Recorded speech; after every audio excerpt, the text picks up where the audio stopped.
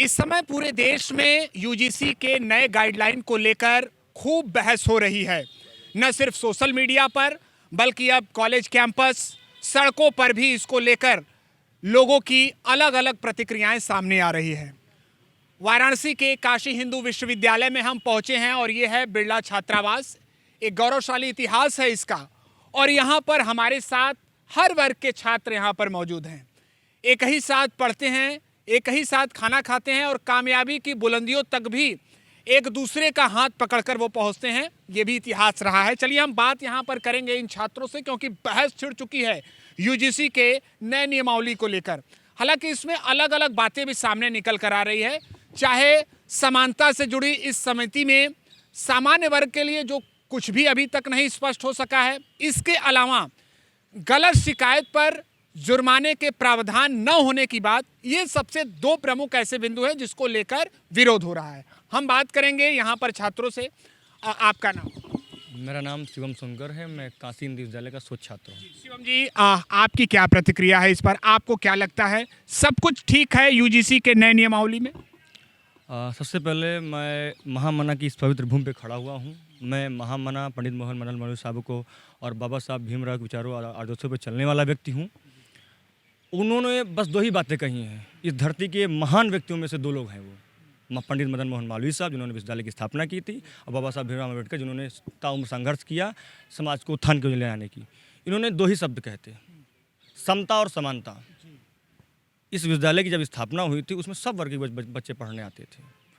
तो यूजीसी का जो समता का समर्थन हेतु विनियम जो आया हुआ है विद्यालय अनुदान आयोग का, उसका मैं स्वागत करता हूँ। स्वागत इस मामले में करता हूँ कि जो ये तो दलितों का शोषण यथार्थ है, लेकिन न्याय की प्रक्रिया सबके लिए खुली होनी चाहिए। मतलब ऐसा नहीं कि आप किसी एक वर्ग को बोनस दे रहे हैं और किसी एक वर्ग को डिग्रेड कर रहे हैं। समणों को भी उसमें लेके आइए आप भाई। आप किस बात ये बताइए? प्रकृति ऐसा मान लीजिए हम इसमें शाम के वक्त खड़े हुए हैं, धूप सबको बराबर मिल रही है ना? क्या भगवान सूर्य ने कहा कि नहीं नहीं आप सवर्ण हो तो आप धूप अधिक मिलेगी, आप दलित हो तो धूप कम मिलेगी? नहीं कहा ना।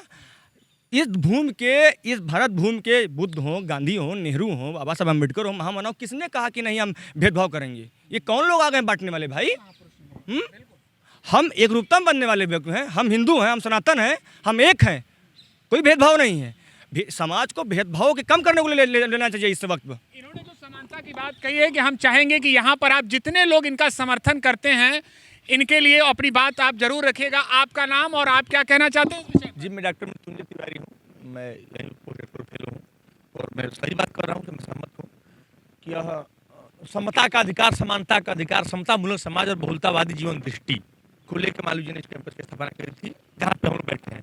पूरे देश के शैक्षणिक संस्थानों में आप भेदभाव का जो यह रूल लाए हैं, हम तो कह रहे हैं कि आपके पास एससी कमीशन थी ऑलरेडी, की नहीं थी? ओबीसी कमीशन भी तो था आपके पास, लेकिन आपने कहाँ सुनिश्चित किया कि गलत आरोप लगाने वालों पे कार्रवाई कौन करेगा? हमारे केवल आपने जनरल को छोड़ दिया, बाकी एससी एसटी ओबीसी के साथ शोषण होता है तो करता कौन है? हमारी जवाबदेही कहाँ होगी?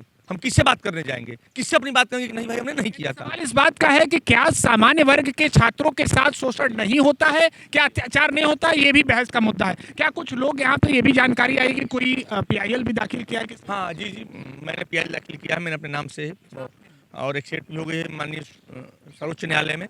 पीआईएल संख्या है 101/2026 और बहुत शुभकामनाएं हम सभी लोगों को कि मतलब इससे 60 टर्म भी सुप्रीम कोर्ट ने हम लोगों को सुनने का अवसर दिया है। तो हम लोग उम्मीद करते हैं कि सरकार को पुनर्विचार की जरूरत है। एक समतामूलक जीवन दृष्टि की बात करने वाले लोग इस तरह से भेदभाव और विभाजनकारी नीति क्यों लाते हैं भाई? समाज को तोड़ने की बात क्यों करते हैं? जी, आप भी मानते हैं क्या कि विभाजनकारी नीति है? इन्होंने तो क्या नहीं, बिल्कुल विभाजनकारी नीति है। हम भाई भाई से बांटने का कार्य है। मेरा रूम पार्टनर मेरे छात्रावास में जाएंगे 80 कैटेगरी का है। अब उसके मन में हमें लेकर के द्वेष उत्पन्न होगा जिस तरह के सरकार ये अलग अलग प्रकार की नीतियों को लेकर के आ रही है। और भेदभाव जाति के आधार पर होता है, वर्गों के आधार पर नहीं। जो भी आरोप लगाए जाते हैं तो उसमें कुछ ऐसे ओबीसी वर्ग में कुछ ऐसे प्रभुत्वशाली वर्ग भी हैं जो आए दिन अन्य सवर्ण या जनरल कैटेगरी के लोगों का भी शोषण करते हैं। और सबसे ज़्यादा अगर एससी एसटी का सबसे ज़्यादा कोई शोषण किया है तो ओबीसी कैटेगरी के लगभग 80% लोगों को उनके ऊपर मुकदमे दर्ज हैं। तो ओबीसी को इस वर्ग में रखना हमें समझ में नहीं आ रहा है। जो पहले 2012 के नियम थे वो नियम होने चाहिए थे, लेकिन ओबीसी वर्ग में अगर रखना था कुछ जातियों का रखना चाहिए था, लेकिन कुछ जो प्रभुत्वशाली जातियाँ हैं उनको उस कैटेगरी से स्पष्ट रूप से बाहर कर देना चाहिए था। एक सवाल ये है कि सरकार सबका साथ, सबका विकास, सबका विश्वास और हम एक उन्नति के मार्ग पर सबको एक साथ लेकर चल रहे हैं। तो भाई उनका कहना है कि जब हम ये गाइडलाइन जारी किए हैं तो स्वाभाविक है कि सबका एक विश्वास है और किसी के साथ शोषण ना हो, ये हमारा उद्देश्य है। तो इसमें ये जाहिर हो रहा है ना गाइडलाइन में जाहिर हो रहा है कि सरकार का इरादा था कि हम बटेंगे तो कटेंगे। सरकार ही बांटने का काम कर रही है और हम एक दूसरे को अलग कर रही है। यूजीसी रूल एक्ट एक तुगलकी फरमान है, इसे वापस सरकार को लेना चाहिए। ये तुगलकी फरमान बता रहे हैं, आप क्या मानते हैं, क्या कुछ इसमें सुधार की जरूरत? जी बिल्कुल, इसमें सुधार की ज़रूरत है। पहले तो जो शिकायतकर्ता को गलत पाया जाए, शिकायतकर्ता को पेनल्टी लगाई जाए, उसको पनिशमेंट दी जाए। दूसरी कमेटी मेंबर्स में जनरल का पार्टिसिपेशन हो। और मैं एक बात और सरकार से कहना चाहता हूँ, जब हम विश्व गुरु बनने की राह पे चलना चाह रहे हैं तो ये फिर जाति का भेदभाव है, जाति के आधार पर बांटने की समाज को क्या जरूरत है? समाज जब एकजुट रहेगा तब हम विश्व गुरु बनेंगे। जब समाज को बांट देंगे तो भागो तब विश्व गुरु बनेंगे। तो हमसे अपने आपस के देश में ही लड़ाने का कार्य कर रहे हैं। अब देखिए धीरे धीरे पार्टियों का भी प्रतिक्रिया इस पर आने लगी है। समाजवादी पार्टी ने स्वागत किया है इस नए नियम का, गाइडलाइन का, यूजीसी। देखिए, ये सबसे पहले तो वोट बैंक की राजनीति करने के लिए ही लाया गया है। ये राजनीति करने के लिए लाया गया है क्योंकि भारतीय जनता पार्टी को ऐसा लग रहा था कि अब उनकी सरकार वापस से चली जाएगी। तो ओबीसी वर्ग का वोट लेने के लिए, ओबीसी जो उनसे कट रहा था, उसका वोट लेने के लिए उन्होंने ओबीसी को डाला। 86% मुकदमे SC ST एक्ट में जो हुए हैं वो ओबीसी वर्ग पे हुए हैं। ओबीसी में जैसे बड़े भाई ने बताया कि जो प्रभुत्व प्राप्त कर चुकी जातियां हैं वो अगर इसमें रहेंगी तो वो किसका भला करेंगी? मान लीजिए अगर किसी ओबीसी ने ही किसी SC ST का शोषण किया तो वो SC ST कहाँ जाएगा? सवाल तो ये भी उठता है ना। तो क्या ये सीधे सीधे वोट बैंक की राजनीति नहीं है? तो फिर क्या है? ये मानवता पे गहरा आघात है, मानवता में बंटवारा करने के लिए लाया गया है। देश को एक ऐसे मुद्दे में उलझा देना है कि हम रोजगार की बात न करें, हम शिक्षा की बात न करें, हम अपने बुनियादी मुद्दों की बात न करें, हम OBC SC ST general EWS में बट के रह जाए। आप देख लीजिए कि जब से ये मुद्दा आया है समाज में सिर्फ यही मुद्दा चल रहा है, कोई भी रोजगार और एजुकेशन की बात नहीं कर रहा है। ये बात निश्चित तौर पर गौर करने वाली है कि बीते कुछ घंटों से यूजीसी के इस नए नियम को लेकर खूब बहस हो रही है। आप क्या कहेंगे, आप कैसे देखते हैं इस पूरे यूजीसी के नए नियम? मेरा नाम सुहित पासवान है और मैं इस बिल का खुल के समर्थन करता हूं और स्वागत करता हूं। और मैं सरकार से ये भी अपील करता हूं कि जल्द ही जल्द जाति आधारित जनगणना का भी डेटा उजागर करे और इसको रिलीज़ करे, ताकि ये सुनिश्चित हो जाए कि कितने प्रतिशत लोगों ने, किस कैटेगरी के लोगों ने इसको किस तरह से कब्जा कर रखा है, या फिर जो उसमें संस्थानों में जो अपने उच्च पदों पर जा रखे हैं और हमें रोक के रखा है। बिल्कुल, देखिए किसी को भी यहाँ पर शोषित करने, प्रताड़ित करने का अधिकार बिल्कुल नहीं है। लेकिन आप क्या मानते हैं कि अगर आपके साथ कोई साथी छात्र रहता है, मान लीजिए अगर उसके साथ कॉलेज में कुछ गलत होता है, गलत व्यवहार किया जाता है, तो उसके लिए भी एक न्याय प्रक्रिया या उसके लिए भी एक शिकायतकर्ता या तमाम ऐसी व्यवस्था होनी चाहिए कि नहीं? जी, मैं बिल्कुल चाहता हूं कि ऐसी होनी चाहिए। अगर किसी सवर्ण छात्र को अगर कोई गलत तरीके से फंसा, मैं उस सवर्ण के साथ कंधे से कंधे मिला के हमेशा खड़ा हूं। अगर इस तरह कोई गलत होता, मैं इस चीज़ पे मैं भी मांग करना चाहूँगा कि सवर्णों के लिए कम से कम ये सुनिश्चित किया जाए कि अगर कोई गलत इस तरह का मुकदमा करे, किसी के भेड़ चाल में आकर या किसी के उकसावे में आकर के, तो इस चीज़ को लेकर एक समीक्षा होनी चाहिए। इसका मैं समर्थन करता हूँ। डर, देखिए यही डर है कि कहीं इसका दुरुपयोग कुछ लोग न करें। आप भी मानते हैं?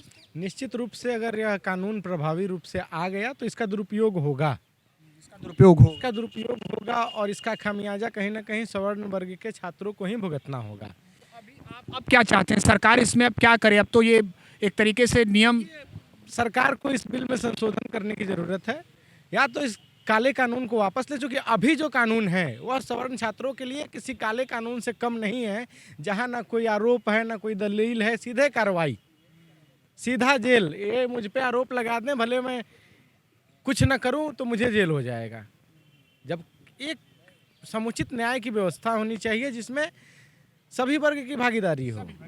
ये इनका कहना है। एक अंतिम कमेंट हम आपसे, विश्वविद्यालय से लंबे समय से आप जुड़े रहे हैं, ये बताइए कि पहली नियमावली और इस नियमावली को आप कैसे अंतर में देखते? देखिए, कोई भी जब न्याय आप देना चाहते हो, जब आप न्याय की बात करते हो या समता की बात करते हो, तो एकांगी नहीं करना चाहिए। वो ऐसा जब अन्याय का जो अगर किसी एक पर्टिकुलर व्यक्ति पर अन्याय जो होता है वो पर्सन्स के साथ होता है, वो किसी भी आधार पे हो सकता है, भाषा के आधार पर हो सकता है, जाति के आधार पर हो सकता है, क्षेत्र के आधार पे हो सकता है, उसके कई आधार हैं, ठीक है। और ये उसमें ये भी कहना गलत है कि सिर्फ एक ही वर्ग शोषक है और एक वर्ग शोषित है। कई जगह जहाँ डोमिनेटिंग और जो मार्शल कौमें होती हैं, जो मार्शल समुदाय हैं, वो ज़्यादा डोमिनेट करते हैं, वो ज़्यादा शोषक होते हैं। कहीं कोई भी प्रताड़ित हो सकता है, तो वो व्यक्ति आधारित प्रताड़ना होती है। क्या यहाँ विश्वविद्यालय में कई बार, इसी विश्वविद्यालय में कई बार अलग अलग जो है समुदायों के छात्र पढ़ने में बैठे, अलग अलग, कौन उनके समुदाय के लोग साथ आते थे क्या? वो व्यक्तिगत लड़ाइयाँ लड़ रहे थे, क्योंकि उनके साथ अन्याय हुआ। तो अन्याय में न्याय का दरवाजा किसी के लिए बंद नहीं होना चाहिए, न्याय का दरवाजा सबके लिए खुला होना चाहिए। और आपको प्रावधान, ये अच्छी बात है कि आप कह रहे हैं कि समतामूलक समाज और जो जाति वैमनस्य है वो खत्म होना चाहिए, जाति भेदभाव खत्म होना चाहिए, बिल्कुल होना चाहिए, लेकिन उसमें जो दरवाजा खुला रहा है वो सबके लिए खुला रहा है। ये ना हो कि फिर आप ये मान के चलें, पहले ही आप किसी पे थप्पा नहीं लगा दे कि आप शोषित हैं और आप शोषक हैं। ये न्याय का दरवाजा सबके लिए खोलिए, और जो भी शोषक हो, जो भी, देखिए जब भी होता है वो व्यक्ति जो शोषण भी होता है वो व्यक्ति सही होता है, और वो लड़ाई भी जो लड़ता है वो व्यक्ति सही लड़ता है। उसी के समुदाय के लोग, दूसरे लोग खड़े नहीं होते अगर उसमें राजनीति इन्वॉल्व ना हो तो। ठीक है, तो चर्चाएं लगातार जारी रहेगी। अलग अलग शिक्षण केंद्र में हम पहुंच रहे हैं, कॉलेज कैंपस, विश्वविद्यालयों में हम पहुंच रहे हैं, और सभी वर्ग के छात्रों से हम बातचीत कर रहे हैं। और प्रयास ये है हमारा कि यूजीसी के इस नए नियम को लेकर एक सार्थक चर्चा हो। एबीपी लाइव के लिए वाराणसी से निशांत चतुर्वेदी।